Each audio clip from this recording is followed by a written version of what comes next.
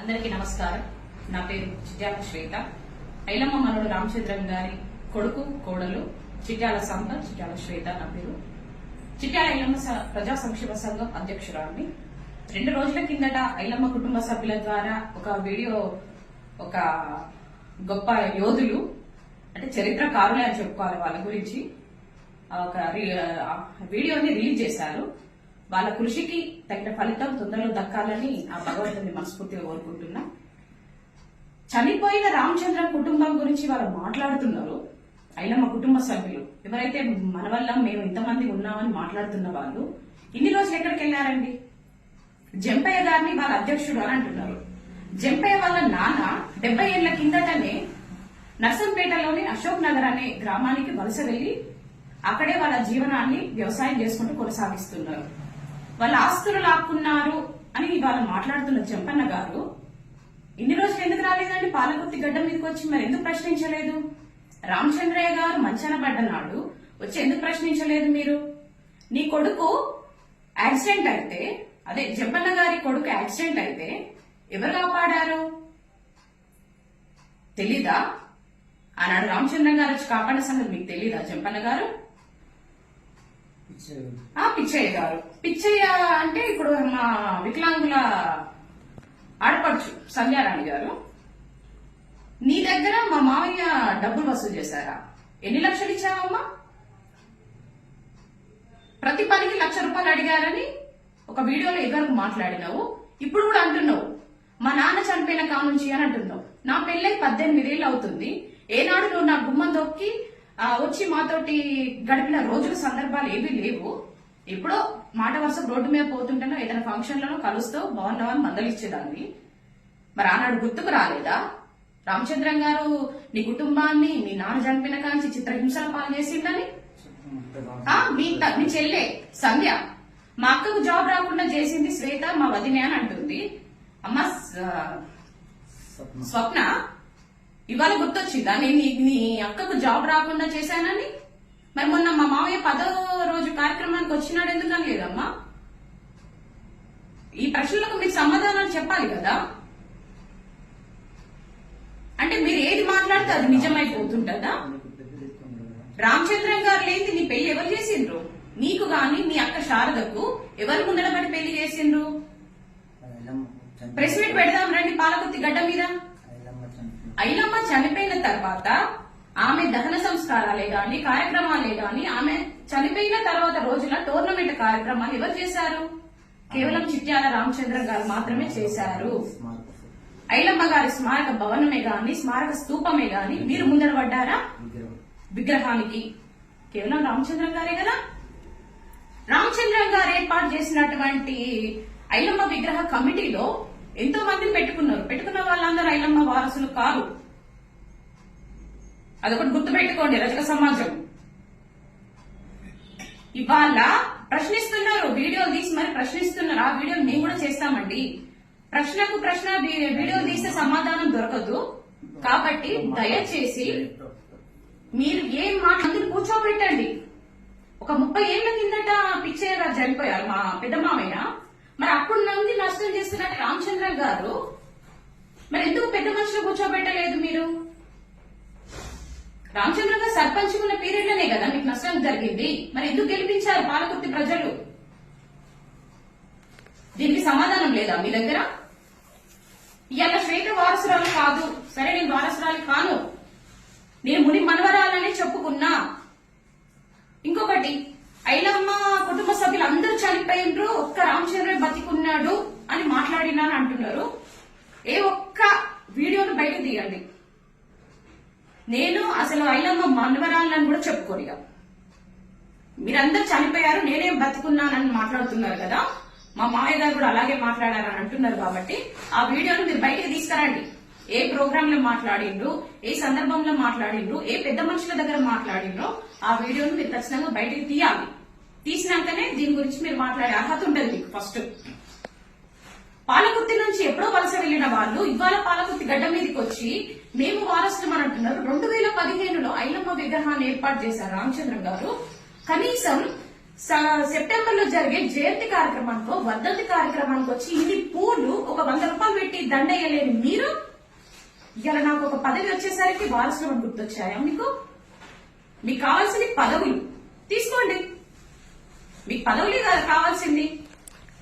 జనాలలోకి వెళ్ళారు మా మామయ్య, సర్పంచ్ గా ఎదిగిండు.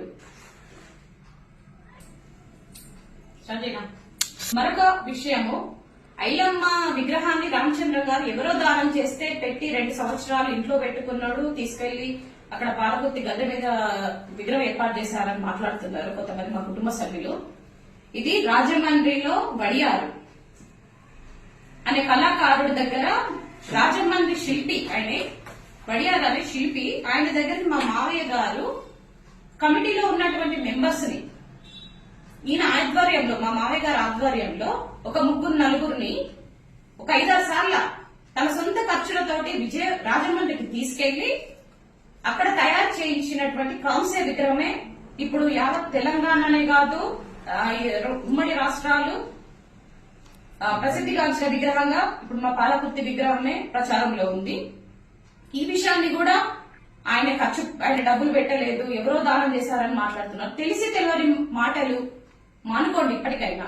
మీరు ఇవాళ బయటికి వచ్చిన మాటలు మాట్లాడి వీడియో తీసి పెడుతున్నారు, అది కరెక్ట్ కాదు. మన పరువును మనమే బజార్లో వేసుకుంటున్నాం, మీకు అర్థం కావట్లేదు. దీనికి మీకు ఎవరు సహకరిస్తున్నారో, మీరు ఎవరి సూచనల మేరకు చేస్తున్నారో తెలియదు గాని ఐలమ్మ పరువును తీసుకుపోయి నడి బజార్లో వేస్తున్నారు. ఒకవేళ ఐలమ్మ బ్రతికే ఉంటే మీరు చేసే ఈ కార్యక్రమాలకి ఆత్మాహుతి చేసుకుంటది, ఖచ్చితంగా చెప్పగలుగుతున్నా. తప్పుగా అనుకోకండి రజకులు, నా అన్నదమ్ములే గాని పెద్దలే గాని. ఇవాళ మా కుటుంబ సభ్యులను వెనుక ఉండి ప్రోత్సహిస్తూ చాలా మంది, నేను ఇవాళ కొంతమంది పేర్లు కూడా మీకు చెప్పాలి అనుకుంటున్నాను. దుర్గప్రసాద్ సట్టు, అక్కినపల్లి నర్సయ్య, వీళ్ళు ముఖ్యంగా అసలు ఒక రజక మీడియాలో ఒక ఫేస్బుక్ లో ఒక బ్రోకర్ గ్రూప్ క్రియేట్ చేసినటువంటి ఒక బ్రోకర్ వాడు ఇవాళ నా కుటుంబ సభ్యులను వాళ్ళకు న్యాయం జరగాలి, వాళ్ళకు అన్యాయం జరుగుతుంది, ఈమెకు పోస్ట్ వచ్చింది, వాళ్ళ పరిస్థితి ఇలా ఉంది అలా ఉంది అని మాట్లాడుతున్నాడు. అక్కినపల్లి నర్సయ్య అసలు అతనికి మాకు ఎటువంటి సంబంధం లేదు, అసలు ఆయన ఎక్కడుంటాడో కూడా తెలియదు, నేను ఇప్పటివరకు ఆయన చూడలేదు. కానీ ఆయన వచ్చిన పోస్టులు పెడుతున్నాడు, ఏదో నిరాహార దీక్ష చేస్తా అంటాడు. చెయ్యి, కుటుంబానికి న్యాయం జరిగే విధంగా నువ్వేమన్నా చేసుకోండి పెద్దన్న, నేనేం అనట్లేదు. ఇదే గత ప్రభుత్వంలో జయంతి ఉత్సవాలు జరిగినాడు మరి ఎంతమంది ఐలమ్మ కుటుంబ సభ్యులను ఇవాళ వీడియోలో చూపించిన వాళ్ళను బయటికి తీసుకొచ్చి మీరు జయంతి కమిటీలో పేరు పెట్టినండి. ఇలా ఎంతమంది విమర్శించి మాట్లాడుతున్నారు నా మీద, మరి ఎంతమంది ఐలమ్మ కుటుంబ సభ్యులను బయటికి తీసుకొచ్చారు? అప్పుడు లేదా మీకు బాధ్యత? వాళ్ళు దీనస్థితిలో ఉన్నారు, వాళ్ళ పరిస్థితి ఇలా ఉంది అని మీకు ఆనాడు గుర్తుకు రాలేదా? ఒక రామచంద్రం గారి కోడలికి పదవి ఇచ్చేసరికి వాళ్ళ పరిస్థితి ఇలా ఉంది, వాళ్ళ కుటుంబాన్ని ఆదుకోవాలి అని మాట్లాడుతున్నారు. అది ఎంతవరకు కరెక్ట్ అవుతుందండి? రజక సమాజం మీరే గమనించండి. ఇవాళ మాకు పదవి రావాలి అని నేనేనాడు పోయి అడుకోలేదు. ఆనాడు రవీంద్ర భారతికి కూడా ఒక అన్న, సరే ఆయన మంచికో చెడుకో ఇట్లా ఐలమ్మ వారసులు ఉన్నారని తెలియజేస్తే నాకు అక్కడ రవీంద్ర భారతి నుండి ఫోన్ వచ్చింది, వెళ్ళినాం. నా ఆడపడుచు, ఇదే వికలాంగులు అయినటువంటి మా ఆడపడుచును ఫస్ట్ ఐలమ్మ రెండో కొడుకు లచ్చయ్య కొడుకు యాకన్న, ఆయన ఇంజనీర్, ఆయన ఫోన్ చేసినాం, రమ్మనంటే నాకు లీవ్ దొరకలేదు సంపత్, మీరు వెళ్ళండి అన్నాడు. లక్ష్మీనరసయ్య కొడుకు, ఐలమ్మ మొదటి కొడుకు సోమయ్య కొడుకు, లక్ష్మీనరసయ్య భార్య పిచ్చమ్మ, ఆ అత్తమ్మకు ఫోన్ చేసిన, అత్తమ్మ హైదరాబాద్ పోతున్నాము, నువ్వు రా అత్తమ్మ అని అంటే నాకు వీలు కాదే, నాకు జ్వరం వచ్చింది అని అన్నది. వీళ్ళెవరూ రాను అన్న పక్షంలో ఐలమ్మ స్తూపం మా విగ్రహం దగ్గర వర్ధంతి వేడుకలు జరుగుతున్న సమయంలో ఇదే సంజయ్ నాకు ఎదురుగా రాగానే అక్క ఇట్లా సాయంత్రం హైదరాబాద్ పోదాం వస్తావా అని అంటే వస్తానే అని అన్నది. తీసుకుపోయినా, నేను కిడ్నాప్ చేసి తీసుకోలేదు, 10 మంది చూసే విధంగా తీసుకుపోయినా. హైదరాబాద్కి వెళ్ళినాక మా రిలేటివ్స్ ఇంటికి వెళ్లి కూడా ఆమెకు జడేసి ఆమె తయారు చేసి తీసుకెళ్ళినా రవీంద్ర భారతికి. నేనే కనుక కిడ్నాప్ చేస్తే అక్కడ సీఎం దగ్గర ఎందుకు చెప్పుకోలేదు? తను కిడ్నాప్ చేసి మరీ తీసుకెళ్లింది, స్టేజ్ మీద కూడా మమ్మల్ని రానివ్వలేదు, అక్కడికి వెళ్ళాక మా మరదలని చెప్పుకుంది అని మాట్లాడుతుంది. ఆమె అసలు ఆ మాటలకు మొక్కాలి, అసలు దేవుడు ఆమెకు అంతటి మాట్లాడే విధానాన్ని ఇచ్చినందుకు. స్టేజ్ మీదకి చిట్యాల ఐలమ్మ మనవడు రామచంద్రం గారు వారి కొడుకు కోడలు స్టేజ్ మీదకి రండి అని పొన్నం ప్రభాకర్ సార్ గారు అన్నారు. ఈమె వచ్చిన సంగతి తెలియదు. మేము స్టేజ్ మీదకి వెళ్లి కూర్చున్నాక అక్కడ వాళ్ళతోటి సెక్యూరిటీ గార్డులతోటి గొడవ పెట్టుకుంటుంది. నేను కూడా వారసురాలని, నేను ఎందుకు వెళ్ళొద్దు అని అంటుంటే గంపల శ్రీనివాస్ అన్న గారు చూసి పొన్నం ప్రభాకర్ సార్ గారికి సైగ చేసిండు. పక్కనే ఉన్న నేనుండి, సార్ మా ఆడపడిచే తను ఒకతే ఉన్నది, తన ఒక్కదాన్ని పైకి రానివ్వండి అని అంటే సైగ చేసి పైకి వచ్చింది. మా వెనక నేను ముందటి సీట్ లో ముందటి రోలో ప్లేస్ లేకుండా వెనక కూర్చుంది. ఎక్కడ నేను అన్యాయం చేశానండి తనకి? నాకు అనౌన్స్ చేసిన తర్వాత ముఖ్యమంత్రి దగ్గరికి తనే వచ్చి నేను వికలాంగుల దాంట్లో అధ్యక్షురాలని జనగాం జిల్లాలో నాకు జాబ్ పెట్టి అంటే వెంటనే పిఏ గారితో ఫోన్ నెంబర్ తీయించుకున్నారు. మేము అక్కడ అడ్డుపడలేదు కదండి. మరి ఇవాళ కిడ్నాప్ చేసి తీసుకపోయింది, నాకు మరదలు అని పరిచయం చేసింది వాళ్లకు అని అనరాని మాటలు నా మీద నిందలు మోపుతుంది. మరి పాలకుర్తికి వచ్చినాక ఎందుకు నిలదీయలేదు నన్ను? పాలకుర్తికి వచ్చినాక తెల్లారి లోకల్ ఎమ్మెల్యే దగ్గరికి వెళ్దాం రా అక్క అని నా భర్త వెళ్లి అడిగితే ఆ పోస్ట్ నీకు రావాల్సింది ఆమెకు ఎందుకు ఇచ్చినా ఊళ్ళో నన్ను అందరూ విమర్శిస్తుంటే నాకు సమాధానం చెప్పుకోలేక జ్వరం వచ్చి పడుకున్నా, నేను రాను ఎక్కడికి అని సమాధానం ఇచ్చింది తను. కాదని చెప్పమనండి. ఇవాళ గాంధీ భవన్ కి వెళ్లి అనరాని మాటలు పడరాని కథలు పడి ఐలమ్మ పరువును ఎక్కడేసి వచ్చిండ్రా? గాంధీ భవన్ లో కాదా? నేను తీర్మార్ మల్లన్న దగ్గరికి గత సంవత్సరం స్టార్టింగ్ నేను ఎమ్మెల్సీలను ఎమ్మెల్యేలను మినిస్టర్లను కలవడము, ఫస్ట్ తీర్మార్ మల్లన్న దగ్గరికి వెళ్ళినప్పుడు ఒకటే మాట అన్నాను, మెమోండరం ఇచ్చుకుంటూ, సార్ మీరు 2015లో ఇంటర్వ్యూ తీశారు ఐలమ్మ కుటుంబ సభ్యులను. ఆనాడు మా స్థితిగతులు ఎలా ఉన్నావో ఇప్పటికీ అలాగే ఉన్నవి. ఒకసారి మీరు రండి సార్, ఇప్పుడు ఎమ్మెల్సీ హోదాలో ఉన్నారు మీరు, కానీ మేము ఇంకా అలాగే ఉన్నాము. ఒకసారి మా పాలకుర్తికి వచ్చి చూడండి, మళ్ళీ అవసరం ఉంటే మీ ఛానల్ ద్వారా ఇంటర్వ్యూ చేయండి సార్ అని అన్నా. నా పక్కన ఇదే దుర్గప్రసాద్ ఉన్నాడు. ఇదే దుర్గప్రసాద్ నా పక్కనే కూర్చున్నారు. నేను ఇచ్చిన మెమోరాండం లో కూడా చదివిండు. ఆనాడు ఎందుకు మరి ప్రశ్నించలేదు? కనబడలేదా మెమోరాండం గానీ నేను మాట్లాడే విధానంలో? డైరెక్ట్ మాట్లాడుతుంటే నా పక్కనే కూర్చొని వింటున్నావు కదా. కుటుంబ సభ్యులందరి గురించి కదా నేను మాట్లాడేది.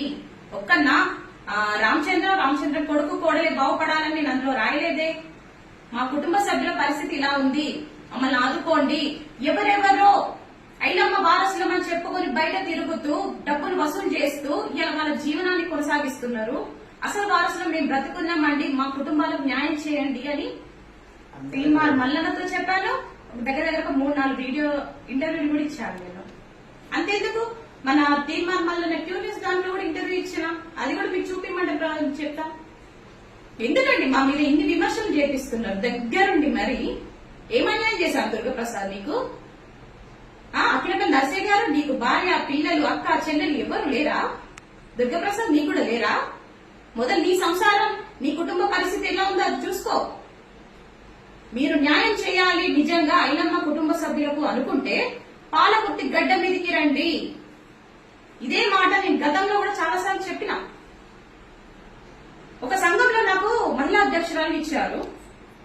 నువ్వేం చెప్తే అది, నువ్వు ఎంతుంటే అంత ఉంటది, నీకు చాలా పెద్ద పదవి ఉంటది, నువ్వు చెప్పినట్టే వింటారు నాకు చాలా ఉబ్బిచ్చింది ఆ సంఘంలో అధ్యక్షురాలు ఇచ్చేటప్పుడు. తెల్లారి అందులో ఒక అతను ఈమె కాదు మిగిలిన వారసులు ఇంతమంది ఉన్నారు అని ఒక లిస్టు పెట్టిండు. నేను చూసి అన్నా ఇందులో అందరి పేర్లు లేవు, నీ దగ్గర లిస్టు లేకుండా నేను ఇస్తా, కరెక్ట్ లిస్ట్ ఇస్తా, మా కుటుంబ సభ్యులు అందరూ లేరు అందులో అని చెప్పిన. వెంటనే ఒక 4-5 నాకు ఫోన్ చేసి నువ్వు ఎందుకు రియాక్ట్ అవుతున్నావు, ఇప్పుడు ఇంతమంది ఉండి ఇక్కడ వీళ్ళకి ఎవరికి పిలిచి పదవులు ఇస్తున్నావని ఆ సంఘం చైర్మన్ నాకు ఫోన్ చేసి మాట్లాడాడు. అయినా కూడా నేనేం అనలేదు. అక్క ఎవరెవరో ఏదో పెడతా ఉంటాను అన్నిటికీ రియాక్ట్ కాకక్క అని ఒక 3-4 నాకు ఫోన్ చేసేది. ఒకటే అన్నా నాకు తెలియని విషయం గురించి అయితే నేను మాట్లాడను, కానీ ఇది నా కుటుంబ సమస్య, నేను ఇప్పుడు మాట్లాడకపోతే అది చిరిగి గాలివానలకి అయిపోతుంది అది. కాబట్టి నా కుటుంబ సమస్యకు నేనే పరిష్కారం చూపుకోవాలి. నా కుటుంబ సభ్యులు ఎవరు అనేది నాకు తెలుసు. అందులో ఒక పర్సన్ నా కుటుంబానికి సంబంధించిన వ్యక్తి కాదు. మళ్ళీ వేరే వాళ్ళు అసలైన వాళ్ళు లేరు, వేరే వాళ్ళని పెట్టిండ్రు అని అదొకటే మాట్లాడినా. దానికి నన్ను చాలా సెటిల్ వేసిండ్రు. దాని తర్వాత వాళ్ళ పద్ధతి నచ్చక నేను ఒక సంఘాన్ని ఏర్పరచుకున్నా, అదే చిట్యాల ఐలమ్మ ప్రజా సంక్షేమ సంఘం. దీని విషయంలో కూడా కొంతమంది ఈ సంఘాలు పెట్టే వాళ్ళని చెప్పుతూ కొట్టాలి అని మాట్లాడారు.